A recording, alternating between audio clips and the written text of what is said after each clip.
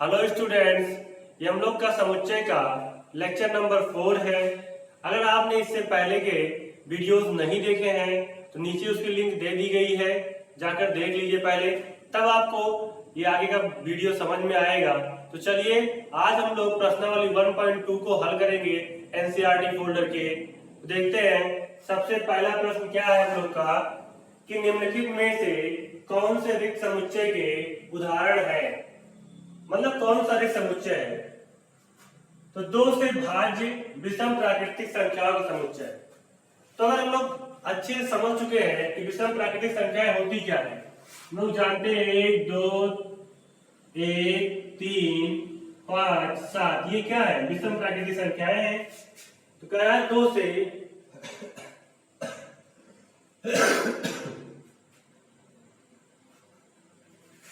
से भाज्य विषम प्राकृतिक संख्याओं का समुच्चय। तो यहाँ पे देखेंगे कोई भी संख्या ऐसी नहीं है जो दो से भाज्य भी हो और साथ साथ विषम भी हो। तो इसलिए हम लोग कह सकते हैं कि यहाँ पे हमें कोई भी अवयव नहीं मिलेगा। तो लिखेंगे कैसे कॉपी में ऐसे लिखना है कि दो से भाज्य कोई भी विषम प्राकृतिक संख्या नहीं है, अतः यह एक रिक्त समुच्चय है। हो जाएगा ऐसे ही। दूसरा क्वेश्चन देखते हैं, सम अभाज्य संख्याओं का समुच्चय। हमें बनाना है कैसी संख्याओं का समुच्चय, अभाज्य संख्याओं का, वो भी कैसी, सम। तो ये आप लोग पढ़े होंगे हाई स्कूल में भी, और यहाँ पर भी पिछले लेक्चर में हमने बताया है कि सम भी हो और अभाज्य भी हो। कौन संख्या है, 2। तो एक अवयव हम लोग को यहाँ मिल गया 2। जब एक अवयव मिल गया तो क्या ये हम लोग का एक समुच्चय है, नहीं। अभी हमारा बन गया एकल समुच्चय। तो हम लोग लिखेंगे 2 से अभाज्य संख्याओं में, क्या कहा गया क्वेश्चन में, सम अभाज्य संख्याओं का समुच्चय। तो यहाँ पे लिखेंगे हम लोग कि 2 केवल ही अकेला ऐसा एक सम अभाज्य संख्या है, अतः यह रिक्त समुच्चय नहीं है। तो रिक्त समुच्चय नहीं होगा। अगला आता है यक्स इस प्रकार से है कि यक्स एक प्राकृतिक संख्या है, ठीक, मतलब जो संख्या है वो एक प्राकृतिक संख्या है, और यक्स जो है 5 से छोटा और 7 से बड़ा है। अब तुम खुद सोचो, 5 से छोटी कोई संख्या लोगे तो 4 3 2 1 लोगे, और फिर क्या है 7 से बड़ा, तो 7 से बड़ा 8 9 लोगे। तो इसका मतलब दोनों कंडीशन को फॉलो करेंगे तो हमें यहाँ कोई भी अवयव नहीं मिलेगा, अर्थात 5 से छोटा 7 से बड़ा कोई भी अवयव नहीं मिलेगा। तो यहाँ लिख देंगे हम लोग कि यहाँ पे 5 से छोटा और 7 से बड़ी कोई भी संख्या नहीं प्राप्त होगी, अतः यह रिक्त समुच्चय होगा। अगला है y इस प्रकार से है कि y किन्हीं भी समांतर रेखाओं का उभयनिष्ठ बिंदु है।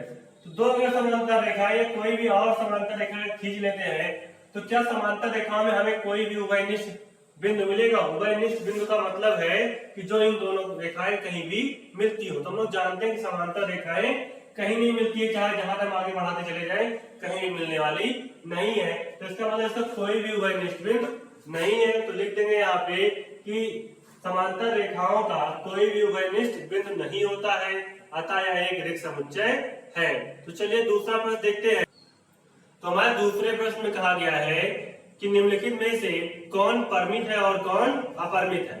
हम बता चुके हैं परिमित और अपरिमित के बारे में पिछले लेक्चर्स में कि परिमित होता है जिसमें अवयवों की संख्या निश्चित होती है, उसे परिमित कहते हैं। अपरिमित का मतलब जिसमें अवयवों की संख्या अनंत हो, अर्थात जिसे काउंट नहीं किया जा सके, तो होता है अपरिमित। देखते हैं कि कौन सा परिमित है कौन सा अपरिमित है। पहला दिया गया वर्ष के महीनों का समुच्चय।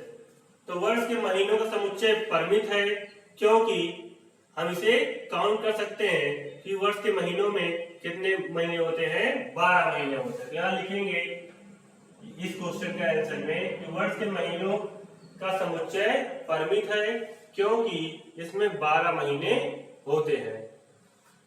दूसरा देखेंगे 1 2 3 से डॉट डॉट डॉट है। तो ये चूंकि डॉट डॉट लगा हुआ है तो इसका मतलब ये अनंत श्रेणी तक गया होगा, आगे तक गया होगा।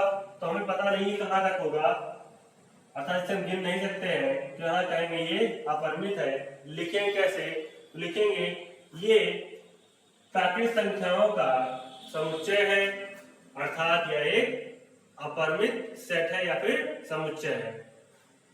अगला देखते हैं 1 2 3 डॉट डॉट डॉट 99 और 100। तो ये हम लोग जान रहे हैं 100 तक गया हुआ है, तो हम लोग कहेंगे कि ये एक परिमित समुच्चय है, ठीक, क्योंकि यह एक परिमित समुच्चय है। अगला है 100 से बड़े धन पूर्णांकों का समुच्चय। तो 100 से बड़े धन पूर्णांकों का समुच्चय अनंत तक जाता है, तो ये एक अपरिमित समुच्चय हो जाएगा, ये भी क्या है, अपरिमित है। अगला 99 से छोटे अभाज्य पूर्णांकों का समुच्चय। तो 99 से छोटे अभाज्य पूर्णांक में जाओगे तो सबसे पहला क्या मिलेगा, 97 मिलेगा, और ऐसे करते हुए जाओगे तो मिलता जाएगा, और लास्ट में क्या आएगा, 5 आएगा, 3 आएगा और 2 आएगा। तो इस प्रकार से हम देख पा रहे हैं कि ये भी एक तरह से देखा जाए तो हम लोग काउंट कर सकते हैं, अर्थात ये भी परिमित है, ठीक, क्योंकि इसमें अवयवों की संख्या निश्चित है, अतः यह परिमित है। तो इतना समझ में आया। आप इसको जैसे बताया हमने वैसे लिख लेना है कॉपी में जो रीजंस बताए हैं। चलिए अगला प्रश्न देखते हैं। तो प्रश्न नंबर 3 देखते हैं, क्या दिया गया है कि निम्नलिखित समुच्चयों में से प्रत्येक के लिए बताइए कौन से परिमित है और कौन अपरिमित है।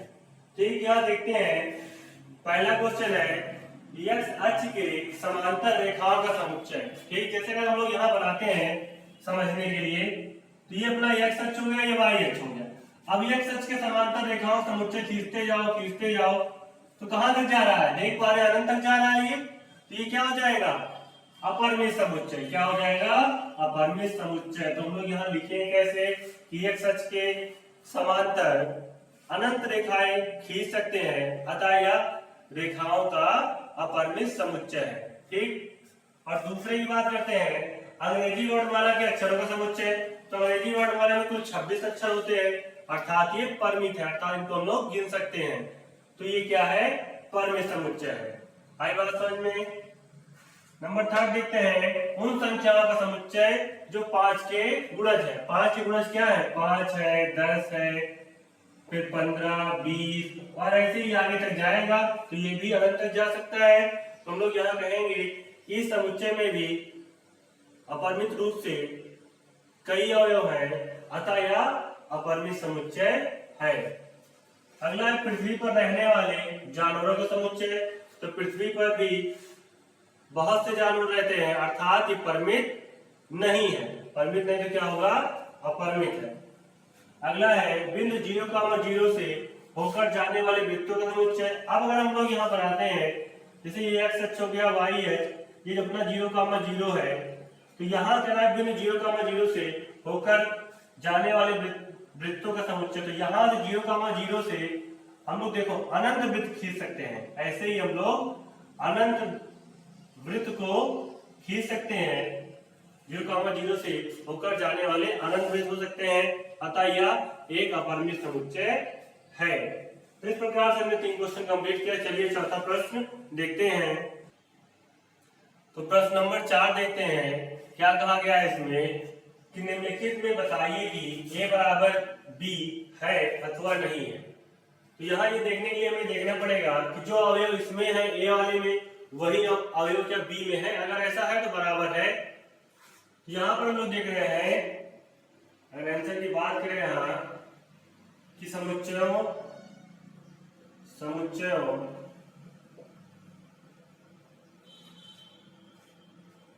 a व b के अवयव समान है, अतः a बराबर b। ठीक, ऐसे ही लिखना है। पहले का आंसर हो गया। दूसरे में देखो दिया गया 4, 8, 12, 16 और 8, 4, 16, 18। तो यहाँ क्या देखने को मिल रहा है, समुच्चय ए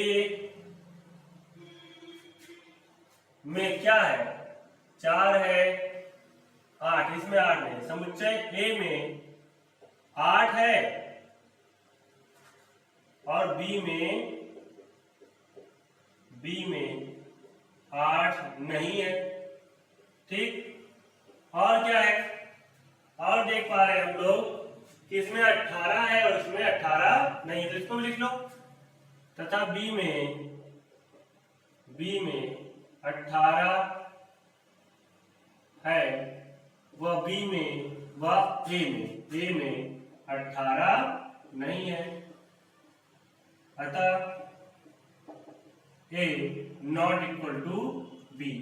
इस तरीके से हम लोग को लिखना है कि यहाँ पे देख पा रहे हैं हम लोग 8 है, कुछ गड़बड़ हो गया क्या कि समुच्चय ए में 8 है और बी में भी 8 है, 4 भी है, 12 नहीं है कि समुच्चय ए में 12 है और बी में 12 नहीं है। यहाँ पे ये होना चाहिए था बी में 12 नहीं है, और तथा बी में 18 है और ए में 18 नहीं है, इसलिए ये ए बराबर बी नहीं है। तीसरे की बात करते हैं,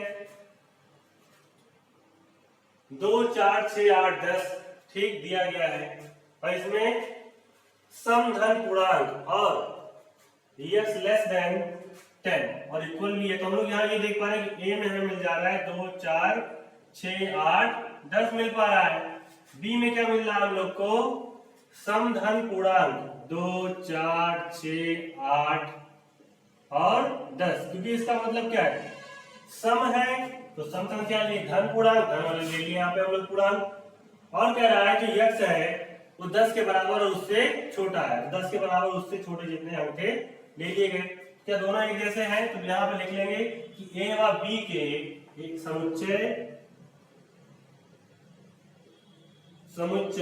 ए व बी के अवयव समान है, अतः ए बराबर बी। ठीक, इस तरीके से लिख लेंगे। फोर्थ की बात करते हैं, दिया गया है x x संख्या 10 का एक गुणज है, ए में हमें क्या मिल गया 10 का गुणज मतलब 10 20 30 40 डॉट डॉट डॉट ऐसे हमें मिलता जाएगा। अब बी में क्या दिया गया हम लोग को 10 15 20 25 30 डॉट डॉट डॉट। यहाँ देख पा रहे हैं कि इसमें 15 25 ये सब मिल रहा है, बट ए में सिर्फ 10 20 और 30 मिल रहा है, छूट रहा है, तो हम लोग लिख देंगे कि बी समुच्चय बी के अवयव कौन कौन से अवयव 15 और 25 डॉट डॉट डॉट ए में नहीं है, अतः ये क्या है नॉट इक्वल है बी के, ये नॉट इक्वल मतलब 15 25 में ऐसे 35 45 ये सारे अवयव हमें नहीं मिलेंगे, हम लोग कह देंगे कि इक्वल नहीं है। तो चलिए अगला प्रश्न देखते हैं। तो प्रश्न नंबर 5 देखते हैं कि क्या कहा गया इसमें, क्या निम्नलिखित समुच्चय युग्म समान है, कारण सहित बताइए। यहाँ पे ए में हमें दिया गया है, ए में पहले के क्वेश्चन में दिया गया है 2 और 3, ठीक, और बी में हमें दिया गया है समीकरण, समीकरण दिया गया है x such that x समीकरण x square plus 5x plus 6 equal to 0 का एक हल है, इस तरीके से दिया गया हम लोग को, तो इसको हल निकालना पड़ेगा हम लोग को, अर्थात x square plus 5x plus 6 equal to 0 गुणनखंड कर लो, कितना बनेगा 3x plus 2x plus 6 equal to 0 का, x कॉमन कर लो x प्लस 3, 2 कॉमन कर लो x प्लस 3 इक्वल टू 0, तो एक ब्रैकेट में x प्लस 3 मिल गया, एक ब्रैकेट में x प्लस 2, तो यहाँ जब x बराबर निकालोगे तो x प्लस 3 बराबर 0 लोगे, तो x बराबर कितना मिल जाएगा -3, और यहाँ x प्लस 2 बराबर 0 लोगे तो x बराबर मिल जाएगा -2। तो इस प्रकार से b में हम लोग को मिल गया, b में मिल गया -2 और -3, तो यहाँ देखो 2 और 3 मिला है और यहाँ -2 और -3 है, यहाँ लिख देंगे समुच्चय ए व बी के अवयव समान नहीं है। ये हमसे पूछा गया था कि बताइए समान है कि नहीं है, कारण इसका ये हो गया, हमने सॉल्व करके दिखा दिया। तो चलो इसका सेकंड देखते हैं क्या होगा।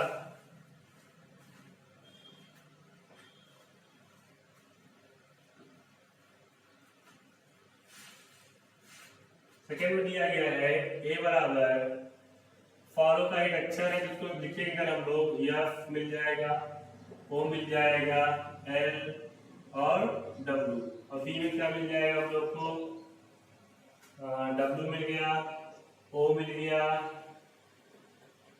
और एल मिल गया और एफ मिल गया। कि दोनों सेम है, डब्ल्यू भी है, ओ भी है, या एफ सब है। हम लोग लिख देंगे समुच्चय ए व बी, समुच्चय ए व बी समान समुच्चय, समान समुच्चय है क्योंकि इनके अवयव समान है।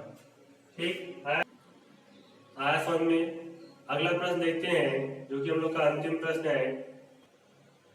तो प्रश्न नंबर 6 देखते हैं। इसमें हमें देखना है कि समान समुच्चय कौन सा है। तो देखते हैं कि ए के समान कौन सा है। 2, 4, 8, 12 किसी में है, इसमें नहीं है, इसमें नहीं है, इसमें नहीं, इसमें नहीं, मतलब किसी समान नहीं है। 1, 2, 3, 4, 1, 2, 3, 4, तो यहां लिखेगा समुच्चय, समुच्चय बी व डी समान, समान है।